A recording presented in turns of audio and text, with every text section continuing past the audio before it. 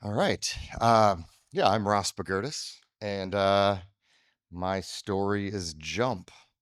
So in about 2007 or so, my friend Barry here, he convinced me to try snowboarding. And this is when I lived in Wisconsin yet, and Wisconsin has very limited snowboarding places. It's pretty flat.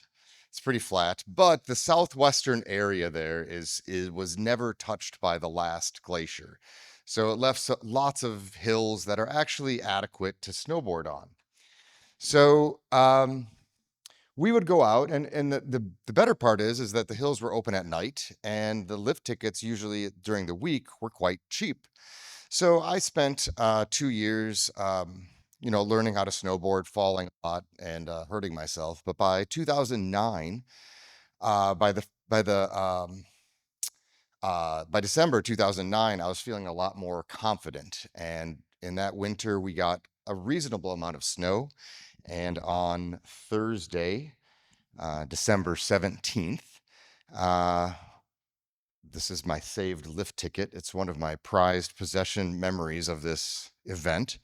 Uh, December 17th, they had a $14 lift ticket, which is basically free. I don't know why they spent the time taking my money, but we had a $14 lift ticket and at Devil's Head Resort. Um, and since this was right before Christmas, the hill was packed, right? There's a lot of people out there, a lot of high school kids were out there.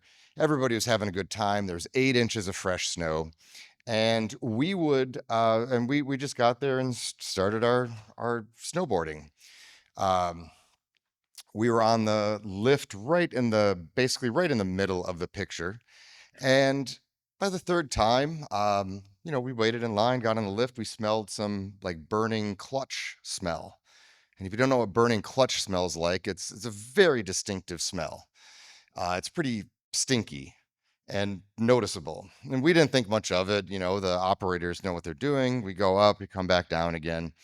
And on the next time up, though, we're about 3/4 of the way up the lift. Now, this lift is a two-chair lift. So there's just myself and Barry next to each other.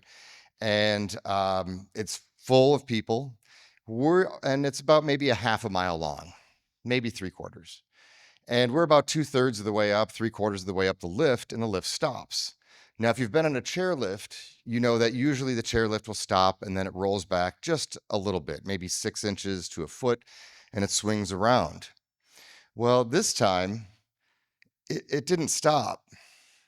The chairlift stopped and almost immediately started rolling back, but kept rolling back to the point where you could hear the wheels on the poles where the cable was just screaming. They're going zzz, just zipping down the hill. I was panicking. And I start talking to Barry. I'm like, Barry, we need to get off this lift. Like, this is bad. We need to get off this lift immediately. And at that time, the ground was only like 5 feet below our feet. It was pretty near. We kept going down, and Barry is not saying a word. Barry's response during stress apparently is to keep his mouth shut, and my response is to not talk nonstop. So he was not responding at all to me. And as we're zipping down this lift, I look behind me, and the chairs at the bottom are swinging out horizontally and catching all of the shroud around the bottom of the chairlift. Some of the chairs are literally getting ripped off the chair. Others are swinging so violently they're hitting the pole as it's coming back up the other side. So I'm like, that is a meat grinder. We have to get off of this lift. So I'm like, Barry, we have to jump. But at this point, we are almost to the bottom of the chairlift, and I'm like 20, 25 feet in the air, and I just line up my snowboard. Barry hasn't said a word to me. I just yeet it off of the chair and push myself off, land perfectly on my snowboard, hurt my ankle a little bit, no broken legs. I realized that I had to either do that or I was going to get ground up at the bottom. Turn around after I got down, and I see Barry then hanging from the chairlift. He was much, much more intelligent. He was hanging from the chairlift, getting himself closer to the ground. He fell. He was safe too. I started screaming jump to everybody to get off of that lift. And as I'm standing there, yeah, the chairs are coming back and just smacking into the poles and exploding into 1,000 pieces. And I'll take 2 more seconds here to show, if you don't know how violent this is not this incident. This was in 2009, before really people were using smartphones. But this is how violent the rollback is. And I don't want anybody to ever experience this. Watch these guys. They should be getting off of there, but the chairlift threw them off. So yeah, that's what I wanted to avoid. So that is my story about jumping. I asked AI to do a picture.